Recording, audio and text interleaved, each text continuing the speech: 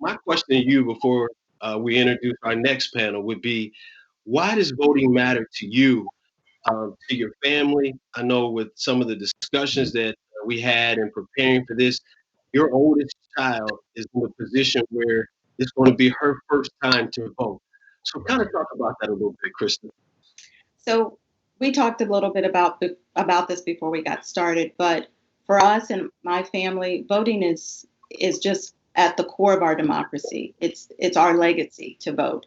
We've had, as we all know, there are people who have fought, who have died, who have stood in lines for long lines to vote.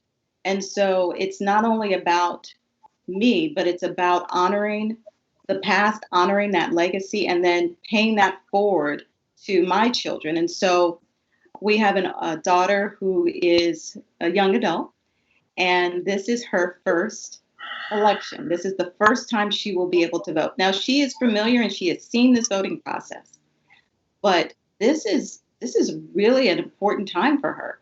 And so having to walk through this with her father and I, we've talked to her about voting, we've talked to her about looking at all the issues and doing her own research and educating herself. It's just a very important time. And so we're proud as parents to be able to usher this in for our daughter, and support her in that. And so we're hoping that not only for her, but for all of the young adults who will be voting for their first time, that they will look at this as a sense of a rite of passage, because it was for you and I